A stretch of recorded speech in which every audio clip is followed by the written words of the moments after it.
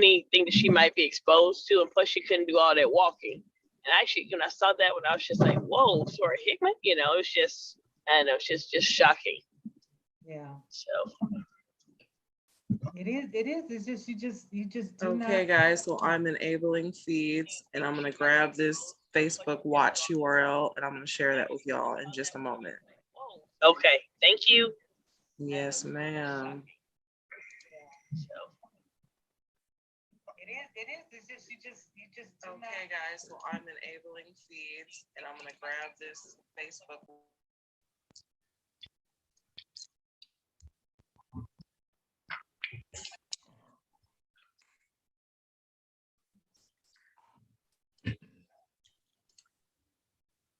Kimberly, are you hiding from us today? Have you had a bad hair day or what?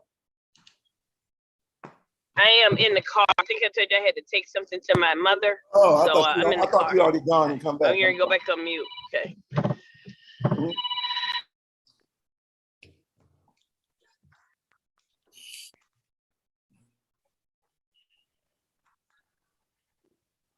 Channing, let me know when we're lit, would you please? Say it again. Let me know when we're lit. Are we live?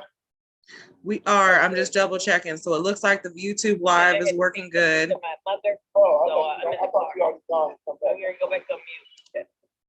Okay, let's see what's happening with Facebook. One sec.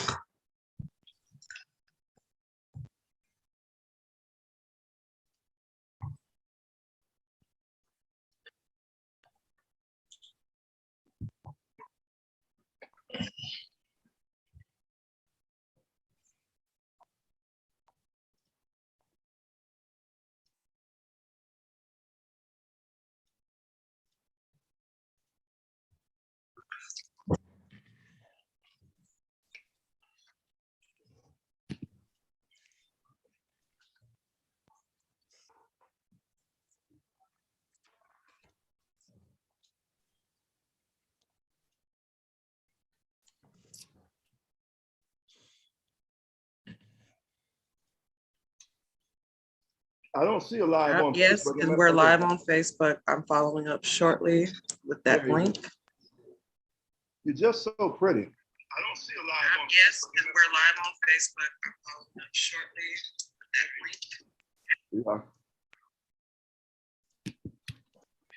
Okay, well, let's go ahead and get started. Can everybody hear me clearly? Yes.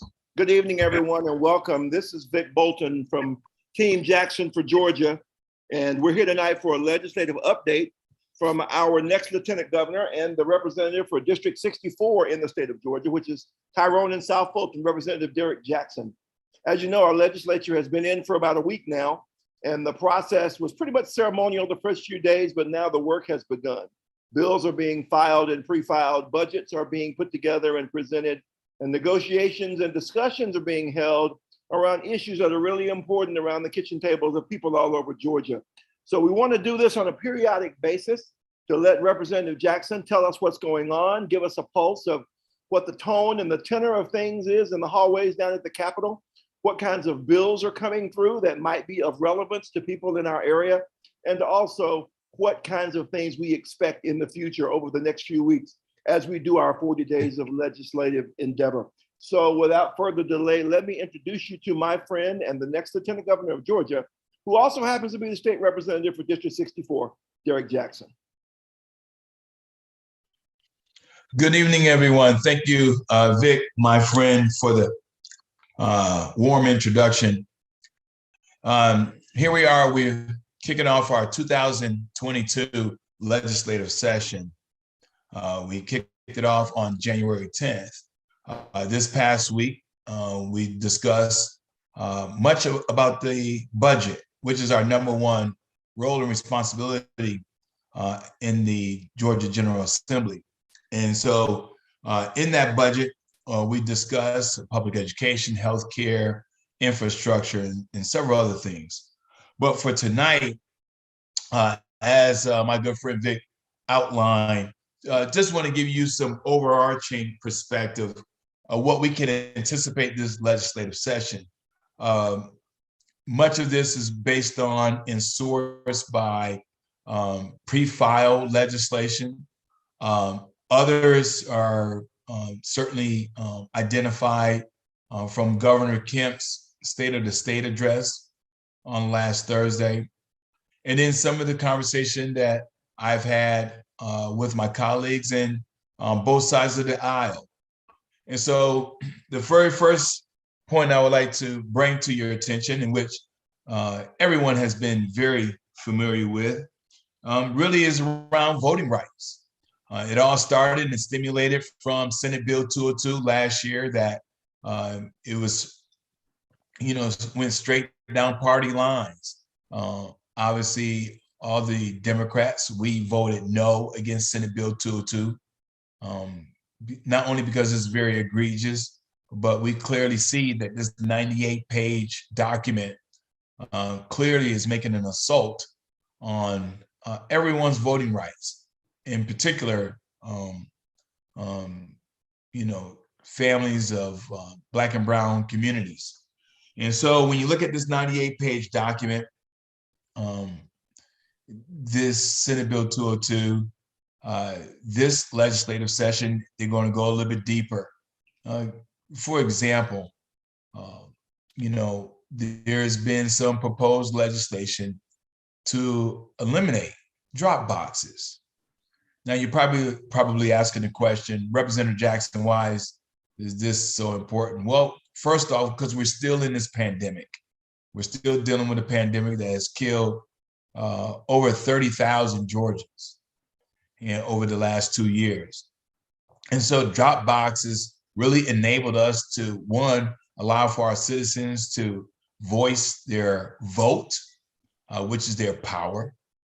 We all remember our late beloved Congressman John Lewis reminded us all before he transitioned from this world, the power of voting. And it's the keystone of our democracy. It's the very thing that all of his life he continued to champion. And we now have that baton. And so to eliminate drop boxes, my fellow Georgians, is just wrong on so many fronts. While we're trying to keep you safe, and now they want to eliminate these drop boxes because Senate Bill 202 just allowed for them to lock those drop boxes up behind closed doors, locked doors, if you will. And so that's one aspect. The other aspect to bring to your attention as it relates to Georgia voting rights, we could, you just realized on yesterday, less than 24 hours ago, that at the federal level, the filibuster is continued to be a wedge between enabling the John Lewis Voting Rights Act and the Freedom to Vote Act, both two critical pieces of legislation at the federal level. And so we here at the state level continue to urge our colleagues at the federal level how important it is for us to get these two pieces of legislation that will not only help us to restore the pre-clearance requirement, and we know that to be true is because in July of 2013, when the Supreme Court removed the pre-clearance requirement, that really started the avalanche where nearly 20 states have filed egregious, we call them Jim Crow 2.0 bills that makes the assault on our voting rights in 20 different states. The next thing I want to bring to your attention, which is also still critical, is redistricting. We're still having debates and discussions around the redistricting process, which was based on the census data that we all participated in on last year. And so now Governor Kemp, in the quiet of the night on December 30th, signed the congressional maps, signed the state house and state senate maps. into law. And now we're discussing and debating the commissioner maps and the school board maps. And so here in Georgia, we all know that we have 159 counties and how important it is for us to make sure that we have fair maps in this redistricting process.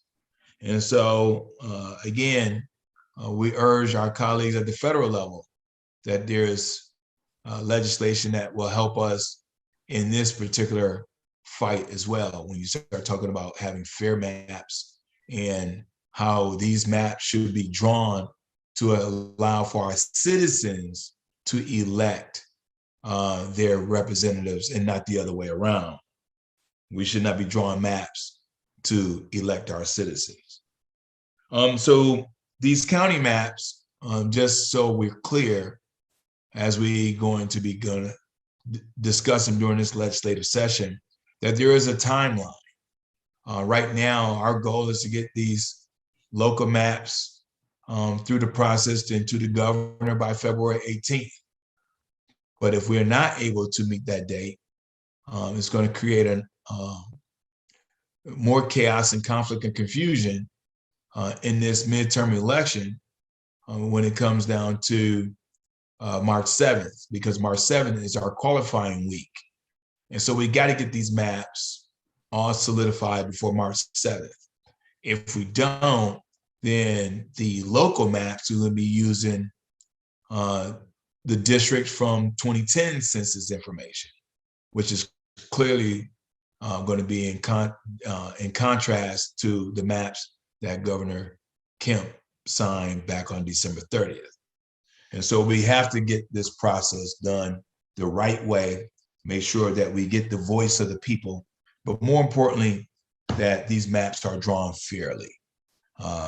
We already have several organizations who have filed lawsuits that's dealing with the congressional maps and dealing with the state House and state Senate maps. And so as those maps are going through the judicial process, we still have to prepare for the midterms election with the primary on May 24th.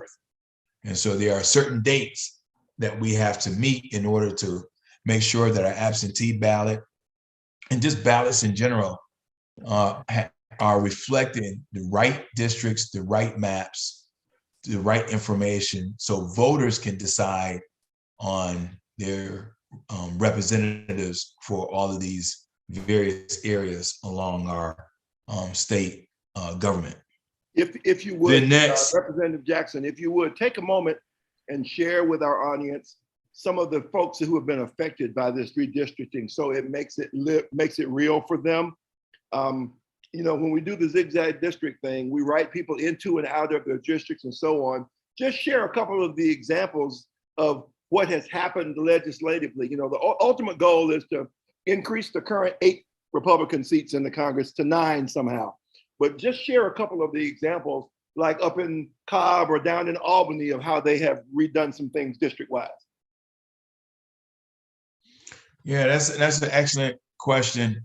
And within your question, the current maps, the way they are drawn, negatively impact citizens. Let's just start there. And when I say citizen, I just want to be absolutely clear. This negatively impacts urban, suburban, rural Georgia, Black and white, Republicans and Democrats and independents. It negatively impacts us all. Because with these districts, you also can clearly see in this particular case, the Republican Party, because they're the majority party, which they have the power of the pen to draw all these maps.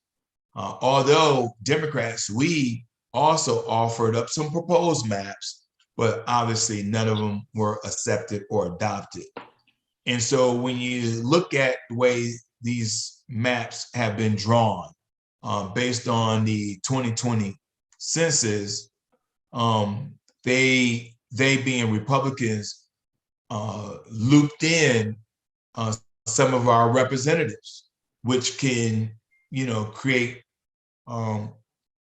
chaos and conflict within itself. For example, they looped in Congressional District number 6 with Congressional District number 7. And so now you have Congresswomen Macbeth and Bordeaux, they have to compete against each other.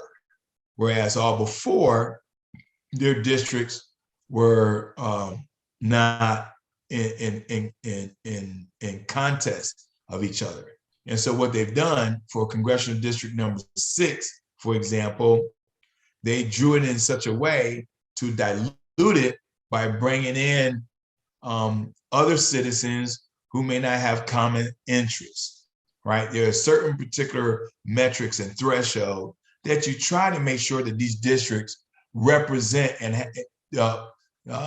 create a district that allow for citizens to elect representatives that's going to, reflect their interests. And so you got community of interest. You have all these, I don't want to sound too wonkish this evening, but there are different factors that make it fair. And it's not just based on population, or it shouldn't just be based on population. And so they were able to achieve the population threshold, but when you look at the way the districts are makeup, it creates problems from a demographics, culture, common interests, and things of that nature. So that's the reason why these lawsuits were filed by various organizations, because they're challenging the way these maps were drawn by Republicans. But the other thing, just to highlight to your question, Vic, is this: when you look at Georgia as a whole, I always try to look at Georgia as one, and not as Georgia in 2 parts or 3 parts. And so if you negatively draw these maps in rural Georgia, it's a ripple effect, right? It's a domino effect. And so it negatively impacts us all the way these maps are drawn, because you have to meet certain metrics in accordance with the law. And once you start, making a shift on one side of Georgia, you have to make another shift on another side of Georgia to compensate and balance to make it real from a population standpoint. Let's look at you all's kind of first job down there for a minute, which is to put together a budget for the state, given that our coffers are full and have increased over years past. What are you seeing in the way of legislation, and or what are you hearing about what is in the package in terms of investment in education, healthcare? What areas are going to be impacted, helped, or not by what's coming in the budget?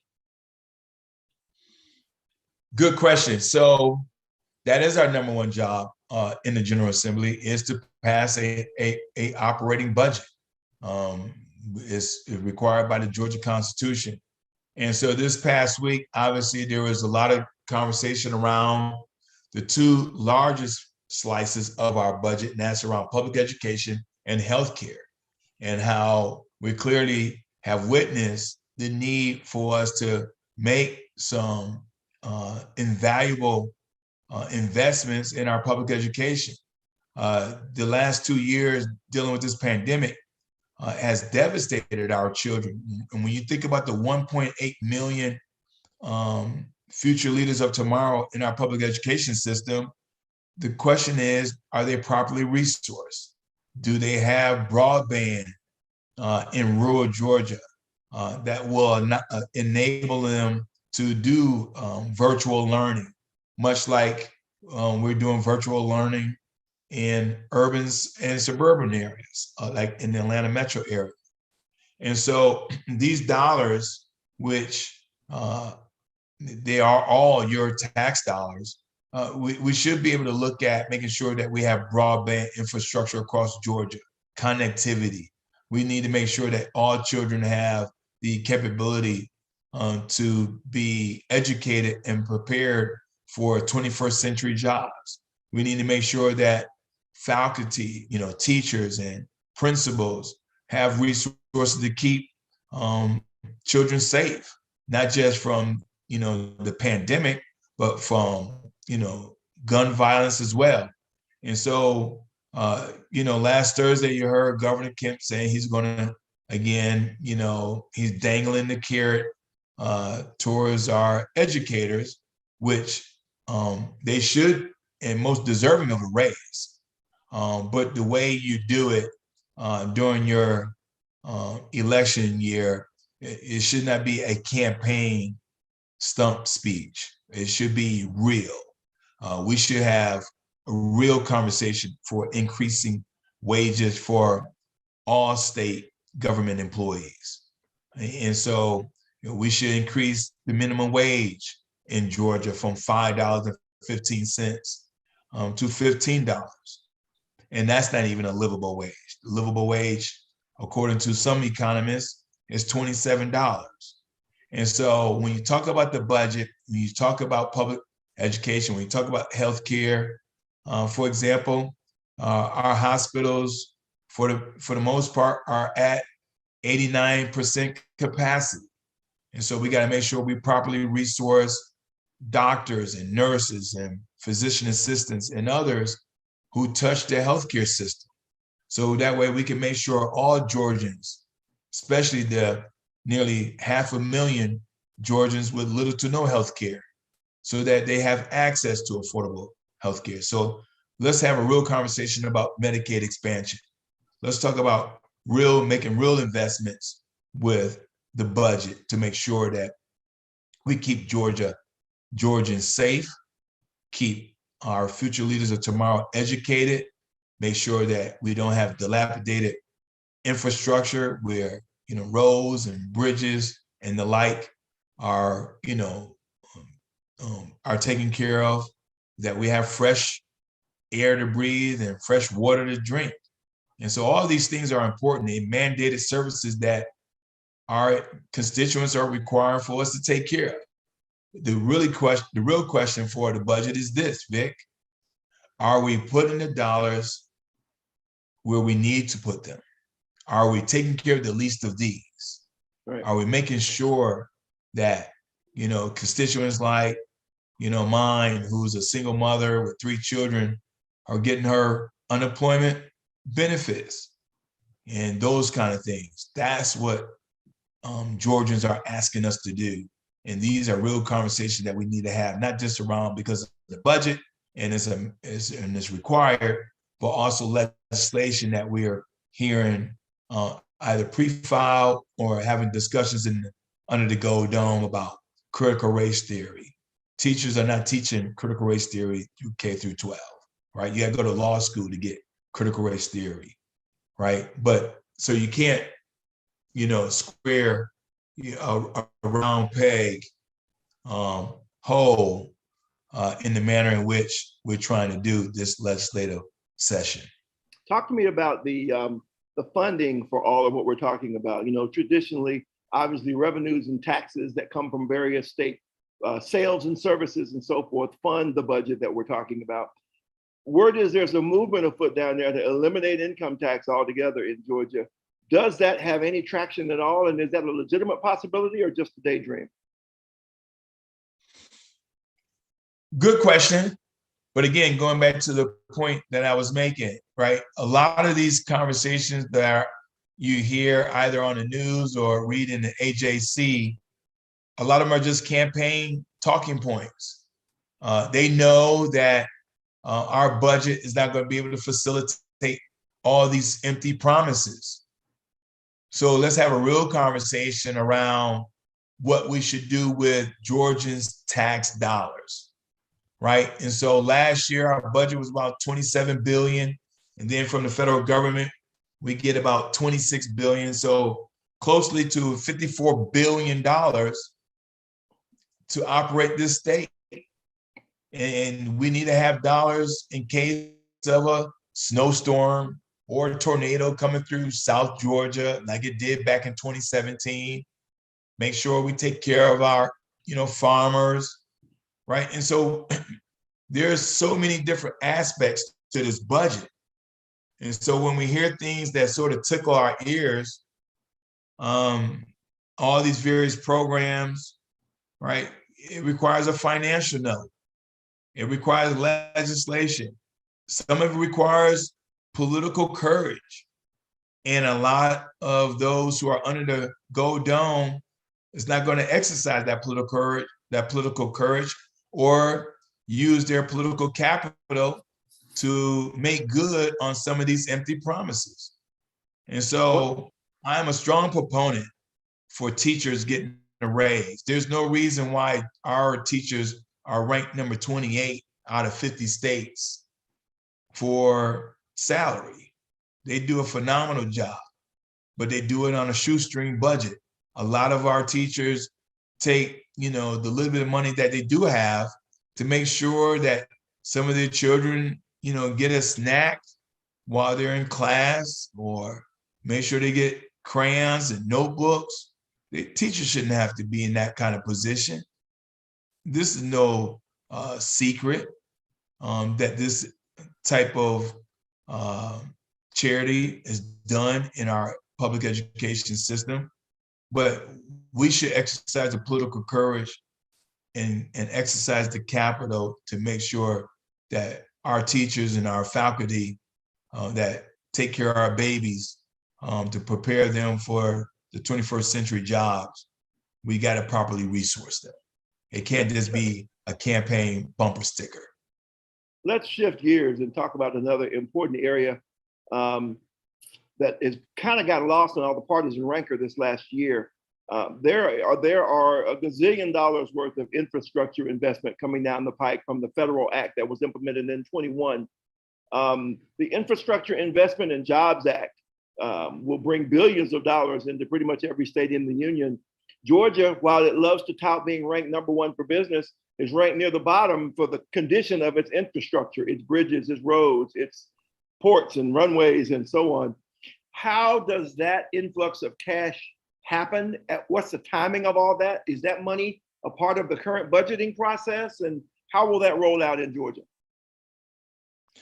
So first of all, let me say our senators, Warnock and Ossoff, and our congressional delegation, they're doing a phenomenal job to weigh in on the needs of Georgia at the federal level. When you think about the Build Back Better that President Biden and Vice President Kamala Harris and the $1.2 trillion, our congressional and our 2 U.S. senators, they're doing a phenomenal job of making sure that some of those dollars come back to Georgia, for the very reason that you're talking about. When you think about 285, 75, 85, any major infrastructure roadway here in Georgia, we have to make sure that what took place a couple of years ago, right downtown in Atlanta, where 85 collapsed, and we had this huge fire that was started because of the storage of hazmat underneath the bridge, and thank God nobody was killed or injured, but it took a lot of time for GDOT to not only get the contracts done. They did a phenomenal job making sure that it was done, but this infrastructure is old. We got pipes in the ground that have been in the ground for 30, 40, 50 years. We don't want to become the next Flint, Michigan. And so we got to make sure that we got to stop playing politics. And Governor Kemp and the Lieutenant Governor Duncan and the Speaker Ralston, if we put party politics aside, they would join and make sure that Senators Warnock and Ossoff and our congressional delegation make sure we bring those dollars back. These are tax dollars. These tax dollars should come back. It's a return on our taxpayers' dollars. And so we got to make the necessary investments with need be. We don't want to become, like I said, examples of what's happening in other states. And so when you think about the last 5 years, nearly $9 trillion, $9 trillion has flowed through the United States economy, 9 trillion. And so over the last 5 years. And so if we don't get our fair share of these dollars back to Georgia, I just think it's appalling, it's a travesty. And quite frankly, our citizens expect more. And so I don't want to sound too wonkish tonight, but there's a list of things that President Biden did not get in his Build Back Better, because that package, Vic, started off at 3.9 trillion, but because of negotiating, it went from 3.9 trillion down to 1.2 trillion. And that other 2 trillion negatively impacts our college students that are strapped in debt. It negatively impacts those working families that are taking care of childcare. I mean, it's a plethora of things that the Build Back Better plan, which is taking its fair share of shots now. You just heard Speaker Pelosi today, where they're going to sort of peel back from this big omnibus bill and make it smaller and more manageable. And so it's just incredulous because of politics are getting interfering on making sure that the needs of our citizens are taken care of each and every day. So you do a great job of sharing the challenges that we're dealing with and that you all as a legislative body are dealing with. I guess somebody on this call is going, so if you get yourself promoted to lieutenant governor, how are you going to impact that? Talk a little bit about how the role of the lieutenant governor works for anyone who may be here and not know how that goes, and share some of the things that the lieutenant governor does and why it's a role that's important when you no longer get to vote if you get the job. Excellent question. The role and responsibility for lieutenant governor is very vast, but let me just narrow it down to 3 main things because I know we're short on time. The 3 things, ladies and gentlemen, that you should always remember the role of responsibility of a lieutenant governor. Number 1, the lieutenant governor need to be ready to become governor if the governor should become incapacitated or removed from office or anything that, that something unfortunate may take place. The lieutenant governor need to be ready on day 1 to be governor. That's number 1. Number 2, the lieutenant governor presides over the state senate, is the president of the state senate. Why is that important? Because the lieutenant governor also determines what legislation is called to the floor in the Senate chamber, and also committees and appointments and the like. Number 3, the lieutenant governor assists the governor with the administrative and the operations of the state year round. So me and my colleagues in the House and in the Senate, we're only physically at the Capitol for 40 legislative days, which is basically 3 months. It's not a consecutive, day for day for day. But these 40 legislative days, we're there over 3 months. And then for the other 9 months, we go back to our district across Georgia. And so the governor and the lieutenant governor is there to make sure that the administrative and operation functionality of this state remains solvent and ready. And so in case if there's a tornado or a snowstorm or anything else, the governor and lieutenant governor are there to respond accordingly, because those two represent the state and act on your behalf to make sure that the needs are met, especially those mandated services. And so the second part of your question, Vic, which I greatly appreciate, why me and why now? Ladies and gentlemen, my 37 years of leadership and service has prepared me to become lieutenant governor. Of that 37 years, 22 years in the United States Navy And as a retired military officer, there's no other skill set that will allow for us to get things done is to be able to do it in a bipartisan way. All my naval career has been done in a bipartisan way.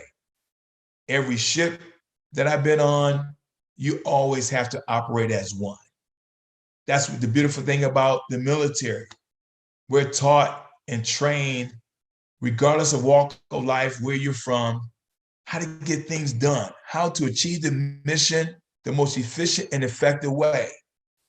So yes, we look for consensus, we do situational awareness, we do all the proper things. Now, some of you all may say, well, the military is very different than those things that are under the Gold Dome. There's no bombs dropping, there's no bullets flying. That is true. But ladies and gentlemen, I'd like to appeal to you that the 35,000 Georgians that died these last 2 years didn't have to. When you have indecisive leadership, inconsistent leadership at the helm, people die. People die. So as Lieutenant Governor, you will always get someone that's going to be honest with you, that's always going to think about you and your benefits, always the foremost of my mind. You're going to get consistent leadership. You're going to get transparency. These are not bumper sticker talks with me. This is part of my DNA. The beautiful thing that I've discovered especially when I was in the military and all the 7 deployments I've been on, the 4 combat missions, I never had anyone killed on my watch. That is a testament of my leadership within itself. So having the ability to know families and understand the importance of knowing families and knowing every sailor and every officer under my charge. That's why as a lieutenant governor, to being able to, from a bipartisan standpoint, get things done in the right way. And when you have experience, we have consistency, that matters most to get things done as lieutenant governor. As a native of Atlanta and a child who grew up at the tail end of the civil rights movement, I'm not certain the legislature has ever been any more divided than it is right now today in 2022. So my question for you, and I'm sure from some of the folks who are looking on tonight, what makes you the guy to make the Hatfields and the McCoys talk to each other? What do you got in your toolkit that gives you the ability to enhance a bipartisan agenda when things are so ugly and partisan right now? That's an excellent point. I mean, I can't believe how divisive we are in this world. I mean, it's clearly been demonstrated especially these last few years. I mean, instead of asking individuals, where you're from and what state you're from, and now we're asking, did you vote for Trump or not? And depending on the answer, generates a different kind of response. You can't start there. You can't build unity at that and use that as your starting point. The benefit of having me as lieutenant governor, not only will we get things done, but my skill sets are proven. They've been tried, right? I didn't just wake up and say, I can try this out. I've been doing this for 37 years to get things done. And don't get me wrong, ladies and gentlemen, it's been a blessing. This thing is not about me. I owe all of my accomplishments to God. I understand family, I understand country, and I understand the role that I can play in to make sure that all the families in Georgia, listen, Vic, you and I both know a lot of pastors out there, and I'm no pastor, but I know the word, the Bible that I read says charity starts at home. Charity starts at home. And so as a father, and my wife and I, we have 7 children under our roof. 5 of them are in college. And so to be able to, and 2 of them are in high school. So to be able to understand working families, I get that, because these are kind of conversations my wife and I, we talk about. So experience matters is my point. To be able to broker bipartisan, to be able to be on a ship and have officers from all walks of life. We look at a mission, and I, leverage everyone's opinion and perspective and expertise. But then I have to make a decision based on that information, reach a consensus, build buy-in. And so when you can achieve your mission and bring everybody home alive and unify the ship, there's no finger pointing, no backbiting, no backroom deals, and there's camaraderie. That's how I know if I can do it in a wartime situation in the combat zone, I can do it in the Georgia General Assembly. Even in our political theater, as you described, Vic, where we're constantly at each other's throats. Let's go back to the days where we can break bread together, know each other's family, right? Yes, you may be a Republican, I may be a Democrat, but we can break bread together. I should be able to tell you, how's your family? Without looking at you sideways, right? How your children coming along? And truly mean it. We have to bring back a level of compassion and empathy and sympathy in our community. So why not use myself as that example? The skill sets that God has blessed me with. And so that's what I would do and how I would do it and get it done. So Reach a consensus. explain this to me like I'm a 4-year-old, because I'm really having a hard time understanding. I walk up to you and I say, Derrick, I see you're having a hard time. Here's $1,000 to help you and your family out. And you say no and turn and walk away.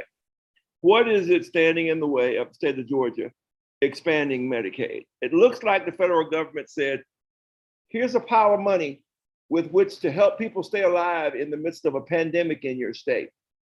And we can't figure out or come up with the collective will to pull that trigger. Is that just pure politics, or is there more to that I don't understand? Pure politics. Pure politics. Let me give you a perfect reason why it's pure politics. The Affordable Care Act, before President Obama got the Affordable Care Act done, that idea was from the Heritage Foundation. The Heritage Foundation, ladies and gentlemen, is a Republican think tank. So all President Obama did, took a great idea, because no party has a monopoly on great ideas. It was brilliant that what Barack Obama did. He's like, whoa, wait a minute, this is a great idea. But so President Obama brought the idea, and they named it Obamacare, and politics arise, right? That's a perfect example. Perfect example. And so, Social Security is another. I mean, we can pass big legislation, right? Let's put politics aside. Let's put people over politics. Every Republican would tell you, yes, we should have voting rights. We're the United States. You can't talk about trying to encourage a country overseas about democracy without talking about voting rights. It's the keystone, it's the bedrock of our democracy. So Republicans believe in voting rights. We believe in voting rights too. But when you start playing politics, using an unconstitutional tool like filibuster. It's just a rule. It's not a right. The filibuster is a rule. That's all it is. And so Medicaid expansion, voting rights, they're playing politics. Okay, We can get it done. We need to peel that onion back just a smidge on the voting rights discussion, because one of the most common mantras you hear now from folks in positions of authority is that these rules are unilateral, they apply to everybody. So everybody's impacted the same.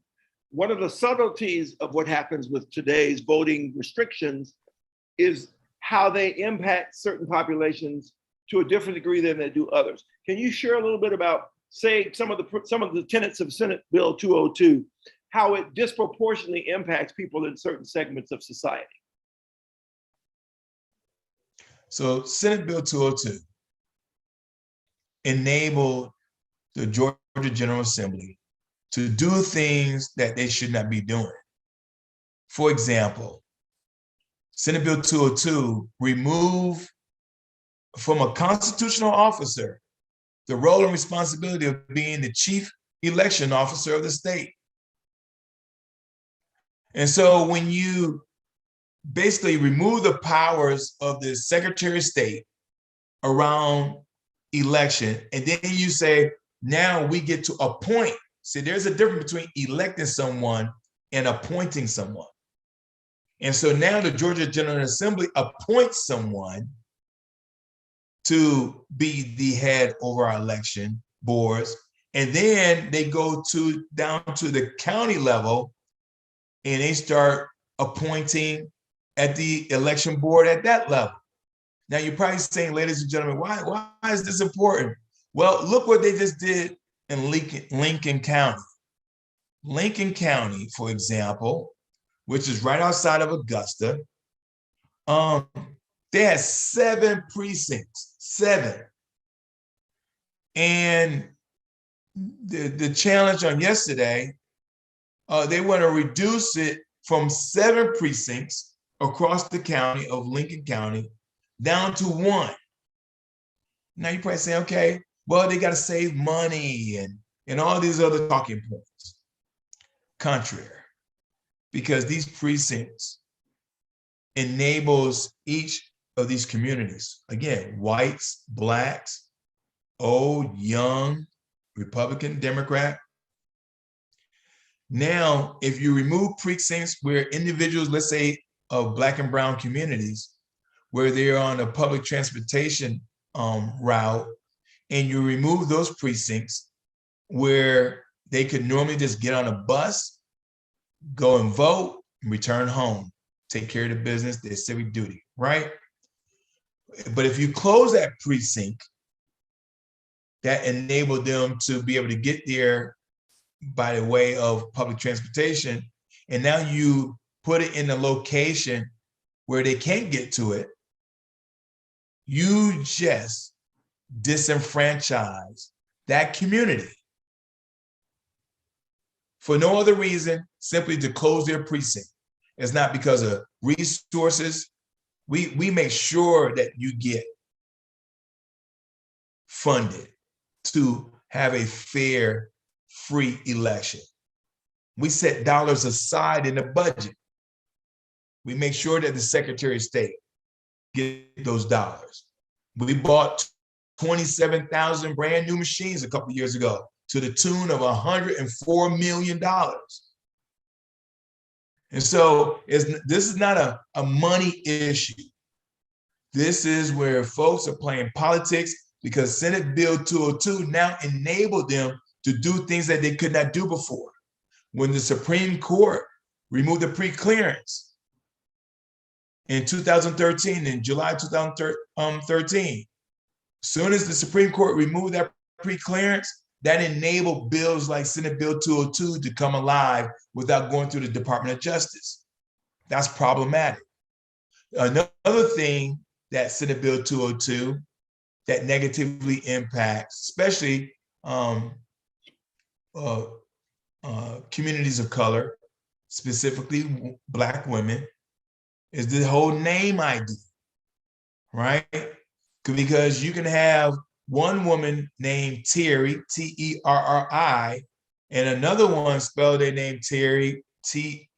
I mean, and so when you have these kind of challenges, exact match challenges, now the system said, well, these two individuals, is the information is not matching. Well, it could have been simply because someone typed in, on a driver license, ma'am, can you tell us your name? My name is Terry Smith. So the person typed in Terry Smith, and Terry didn't bother to check the spelling of her name. Terry is a very simple name. So Terry spells her name Terri, but the person that typed in Terry. And so they go and vote. When Miss Terry go and vote, there's a mismatch. That's a problem, right? And so there's countless examples, Vic, but that's the reason why voting rights and Senate Bill 202, bills like that, when it negatively impacts, it doesn't promote, it doesn't add security, it doesn't create more ethical, it does none of that, right? The same thing where the former president said that there's fraud going on in Georgia. We had not one, not two, but 3 audits. And he said that there was thousands and thousands of frauds. They found 3 individuals. And those 3 individuals did not vote because they were dead. But because they were on the roll, and they try to use that as, fraud. So that's an untruth. Where I'm from, we call that a lie. And so we have a very secure and safe election system here in Georgia. Let's talk about this. There's some wide disparities that don't make sense in some of the things we talk about statistically. We continue to speak about our state being ranked #1 for business for so many years, or so many years in a row, that kind of thing. A lot of people say that's the case for big business and not small, but talk to me about how is it that, if I remember correctly, the state of Georgia ranks something like in the 30s in terms of per pupil investment in our schools. And I think in like maternal mental health, we are in the 40s. How is there such big contrast between being such a prosperous state for business, yet we don't seem to put resources where they matter? And what would you do differently as Lieutenant Governor to change some of that? Great question. So the site selection is the source of calling Georgia the #1 state to do business the last 8 years.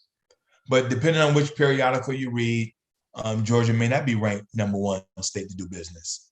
CNBC has the state of Virginia as the #1 state to do business, and Georgia is number 8. But be that what it may, let's put that aside. When a state like Georgia is ranked number 33 in public education, ranked number 28, again, with teacher salary, ranked number 43 for healthcare, ranked 47 for women's healthcare, that clearly demonstrates, when you look at the budget, ladies and gentlemen, it demonstrates the priorities that the governor, lieutenant governor, and the Speaker of the House set as priorities. Period. In the story. Our budget should demonstrate our values. That's what our budget should demonstrate. But unfortunately, it doesn't. Okay, so as Lieutenant Governor, my focus would be, let's focus on working families first. Second, let's focus on small businesses, because there are over 700,000 small businesses 2 years ago. But in the last 2 years, a third of that 700,000 small businesses had to close their doors permanently because the state did not aid small businesses like we aided Fortune 500 companies. Don't get me wrong, we did the right thing for businesses, big businesses. But when will we do the right thing for those businesses where a family-owned business for years and decades, had to close their doors. Small farmers down in South Georgia. When do we take care of them? And when I say take care of them, making sure they're properly resourced, much like how we do Fortune 500 companies that call Georgia home. And so when I think of small business, that's the heartbeat of Georgia, because dreams are also wrapped up in those small businesses. Yes, they may only have 5 or 10 employees. Yes, it may be a family-owned business, but it's a business nonetheless. It's those they use to keep a roof over their head and food on the table. And so I think we as the state of Georgia, we came up short. We let down a lot of small businesses these last 2 years. And as Lieutenant Governor, we got to reset the priorities with the budget. Our budget should be and demonstrate our values. If we're going to care about the people, then let the budget reflect that. That's what I would do as Lieutenant Governor. And the reason why I've been saying Governor, Lieutenant Governor, and Speaker of the House this evening, because those are the 3, ladies and gentlemen, that determine what our budget looks like. Yes, we have input, but in the end, the buck stops with the governor, lieutenant governor, and the Speaker of the House. So as we prepare to wrap, we've just got a couple, 3 minutes remaining. We always try to keep these calls to an hour and no more for those who are joining us live. We hope that you will spread the word and join us again, that you'll visit us at our derrickjackson.org website and be able to volunteer. And of course, after the session's over, you can donate to the campaign once again, but we would love to have your help and be able to have you in our database and reach out to you as we move forward with the campaign. So Representative Jackson, just give us a couple of words that describe you. If I had to name 2 or 3 adjectives that say this is who Derrick Jackson is, what ones would you pick? I'm a God-fearing man. I'm a husband. I'm a father. Integrity means everything to me. My word means everything to me. Leadership matters. Experience matters. Honesty matters.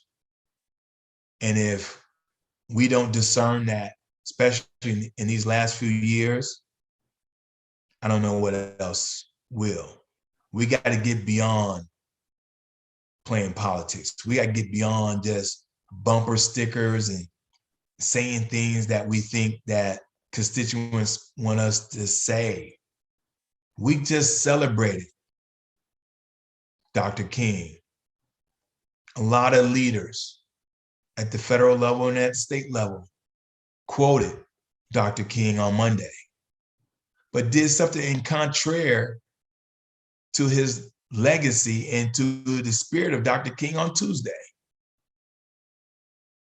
Dr. King fought some of these same fights 60 years ago. We should not be fighting these same fights in the future. The future generation they're counting on us now. And the way we can change the trajectory that we're on right now is electing principled leaders. How can you tell a principled leader? Well, first off, you can't be running and campaigning for one thing for 5 years and then you get a phone call for 30 minutes and then you switch over from running for one campaign to now you jump into another race.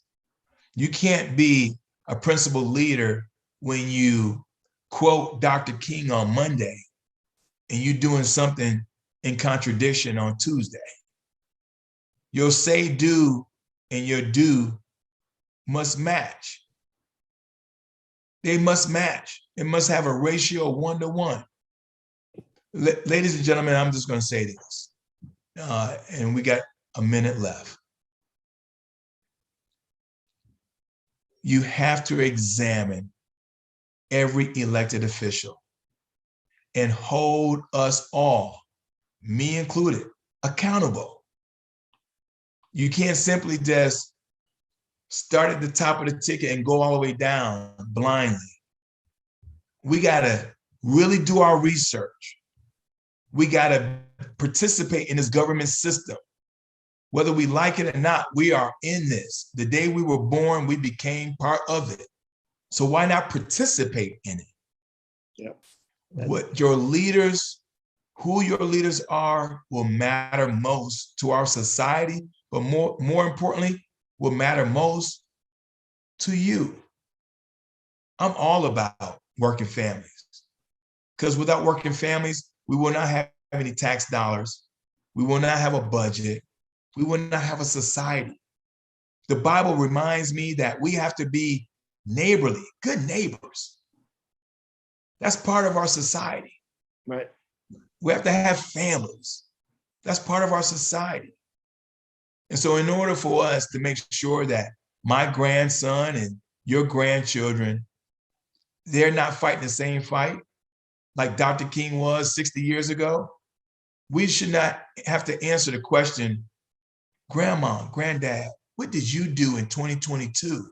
And why are we fighting the same fight that Dr. King did 60 years ago? Well, by that time, it'd be much older. Let's make a change today by electing principal leaders today. Amen. Well, listen, on that note, let us wrap for tonight. Ladies and gentlemen, we're going to do these on approximately a weekly basis. And whenever there is something substantial to tell you from the legislative session, as the bills are actually filed and there's more to be done, we'll have more specific information. We're really talking more generalities right now, philosophical approaches to the different issues that are there, but we'll have live bills to talk about very soon. So thank you again for attending tonight. Be on the lookout for another notice like this and another time, and visit us on the web to learn more about our campaign and how you might volunteer. Everyone have a great night. Thank you.